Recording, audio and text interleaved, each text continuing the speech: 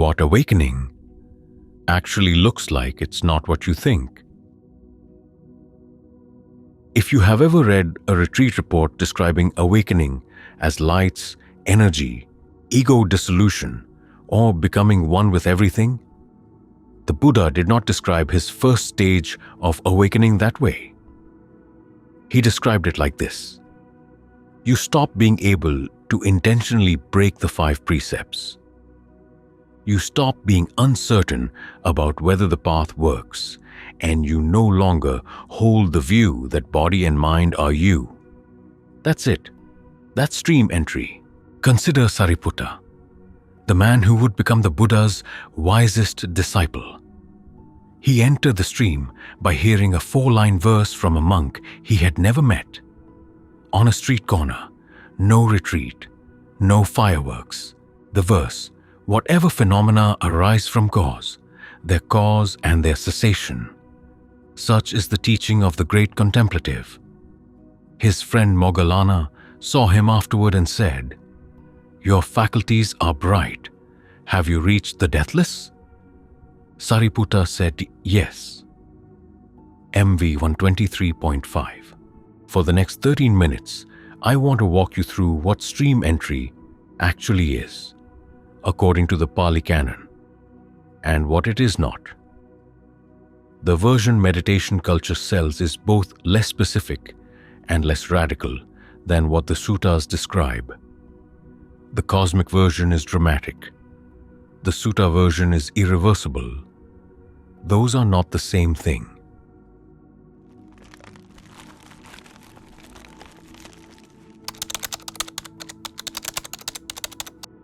What people expect.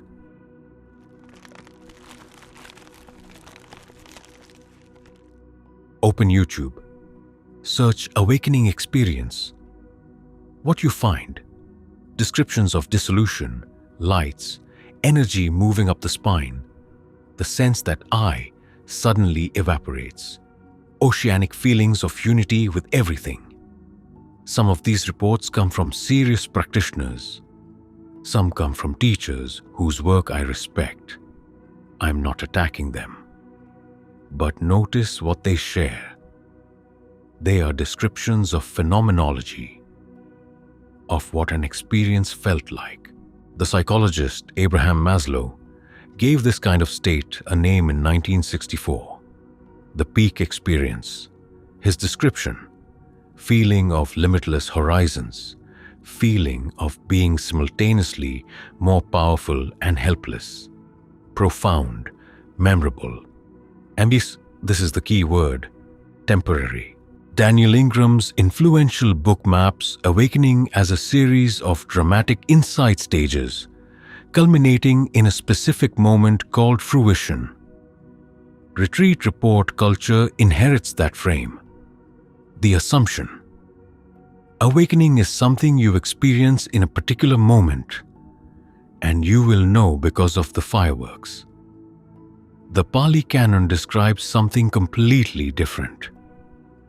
Not different in degree, different in kind.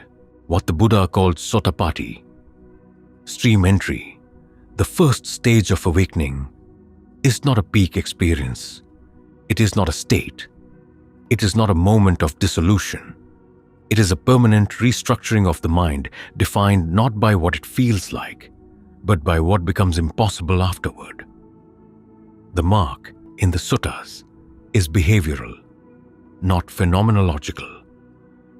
What the suttas describe. In SN 55.5, the Buddha tells Sāriputta there are 4 factors that lead to stream entry: association with people of integrity, listening to the true Dhamma, appropriate attention, and practice in accordance with the Dhamma. Then he asks, "What is the stream?" Sāriputta answers, "The stream is the noble eightfold path." And, "Who is the stream winner?" Answer, "Anyone endowed with this noble eightfold path." Notice what is absent. No mention of a specific meditation experience. No cessation event. The stream is the path. To enter it, is to be possessed of the path itself. A separate sutta, SN 55.1, lists 4 factors that describe someone who has entered.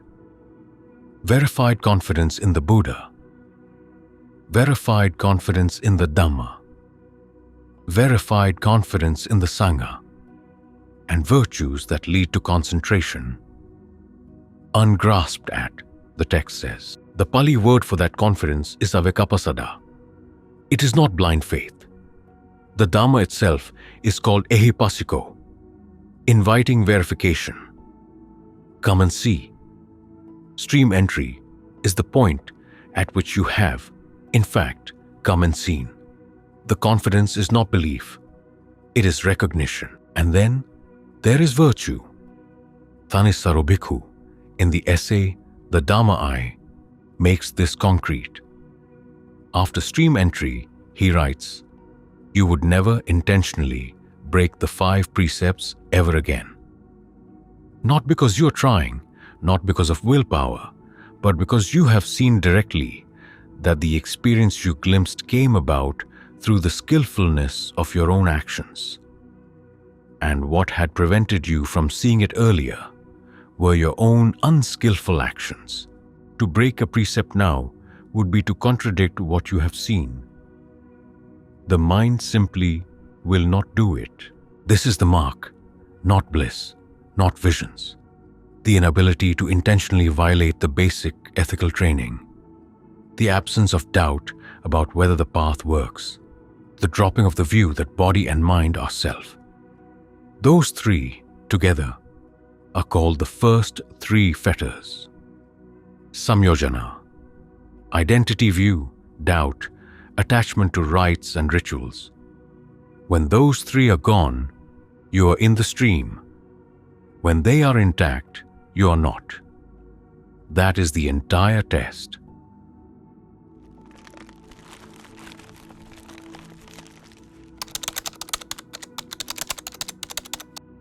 What is actually seen?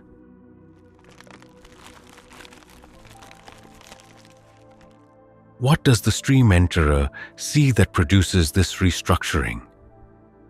The Pali Canon gives a formula.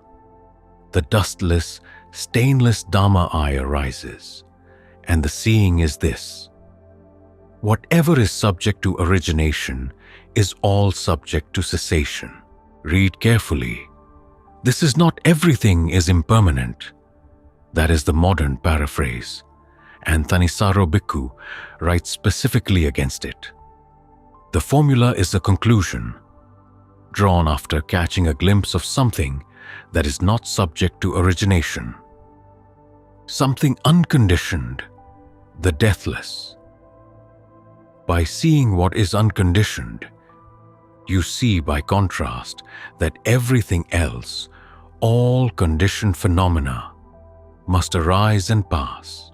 In SN 12.68, the Buddha gives a simile.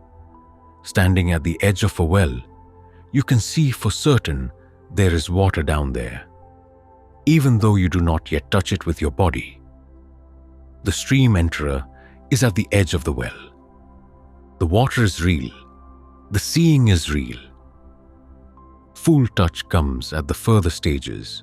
What is seen in another sutta is called consciousness without surface. A beam of sunlight that does not land on any surface at all. I mention it and leave it there. Future videos will explore it. For now, hold this. Stream entry is not cosmic consciousness. It is not merging. It is a specific, glimpsed contact with the unconditioned. And that glimpse is sufficient.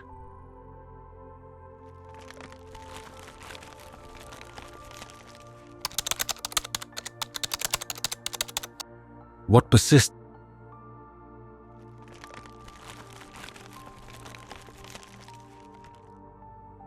here is where modern retellings diverge most sharply from the Pali Canon.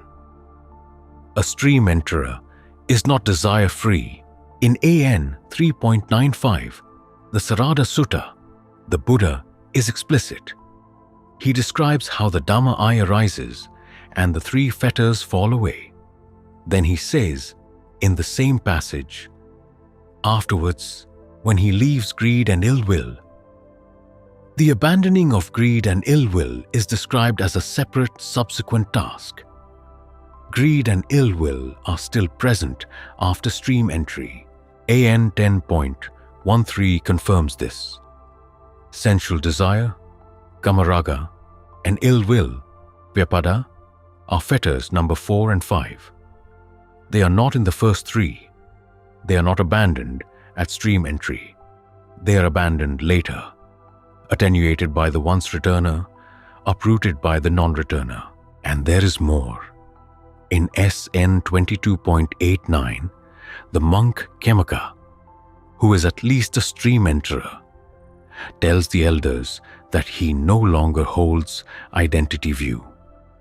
The view, this is mine, this is I, this is myself, has been seen through. But he says the residual sense I am still persists. Even at the stage of non-returner, one full stage past stream entry, that subtle I am has not yet been uprooted. Stream entry is not ego death. 3 fetters, exactly 3, no more, no less.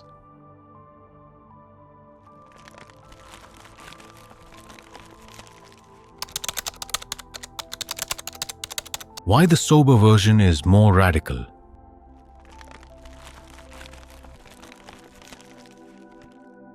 Now consider what stream entry actually is on the sutta's own terms. It is irreversible. SN 25.1 describes the stream enterer as steadfast, never again destined for states of woe.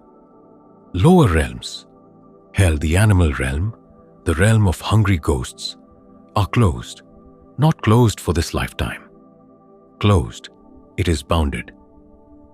The stream enterer will attain full awakening, arahantship, within 7 lifetimes at the outside. The trajectory is set, and the remaining suffering, in the long view, is microscopic.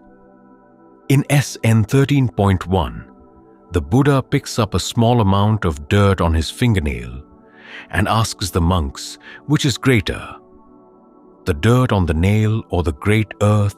The great earth, of course. He says that is the suffering eliminated by stream entry compared to the suffering that remains. The dirt is what remains. Now compare this to a peak experience. A peak experience fades. By definition, it is a state, and states arise and pass. A practitioner can have a profound experience on a retreat, fly home, and within months find themselves angry in traffic again, doubting the path again. The experience was real. The transformation was temporary. Stream entry is not like that. Thanissaro Bhikkhu put it precisely in 2024. The fetters are cut by stream entry. The cutting of the fetters is not the cause. It is the result. You do not strategize fetters away. You do not engineer their cutting through technique. You build the eightfold path. The path produces the experience. The experience does the cutting. A flash of light fades. A sunrise stays. The cosmic version is dramatic. The sutta version is dramatic in a different sense. It changes the trajectory of your existence across lifetimes, permanently.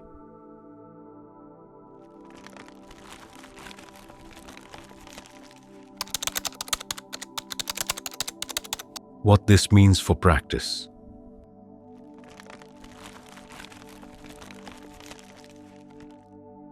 What does this mean for the person actually practicing? It means you are not waiting for fireworks.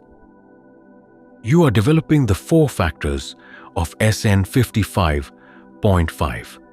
Association with people of integrity, hearing the true Dhamma, appropriate attention, practice in accordance with what you hear. Those are the conditions. They produce the eightfold path. The path produces the experience. The experience does the cutting. The householder examples in the canon are not incidental. Anathapindika, the great patron in SN 55.26, was a layman, a merchant. He entered the stream. Sāriputta was a wanderer following a non-Buddhist teacher when he entered on a street corner, hearing 4 lines. The villagers at the bamboo gate in SN 55.7 were ordinary householders listening to a talk. A retreat is not required. A particular technique is not required. The 4 factors are required, and one warning, because this teaching is often misused. In an essay called Beyond Sound-Bitten Dhamma, Thanissaro writes that when the Dhamma gets reduced to slogans and claims, it becomes kind of dumb. The point of describing stream entry honestly is not to encourage self-certification. The opposite. If you find yourself thinking, "I had that experience, I must be a stream enterer," that thought itself is reason for suspicion. Maintain heedfulness, whether you believe you're certified or not. That is the instruction.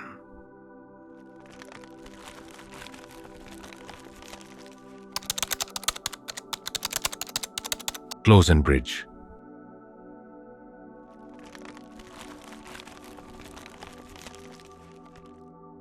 Let me give you the line one more time from Thanissaro Bhikkhu. The cleanest statement of the reframe I know. The fetters are cut by stream entry. The cutting of the fetters is not the cause. It is the result. You are not waiting for lightning. You are watching the sunrise. The Buddha's first stage of awakening does not look like the retreat reports say. It does not look like ego death. It does not look like cosmic merging. It looks like this. You see something you cannot unsee, that whatever arises by cause must cease. And from the moment of that seeing, 3 things become impossible: breaking a precept on purpose, doubting the path, holding the body and mind as self. That is the stream. In the anchor video for this cluster, stream entry changes everything.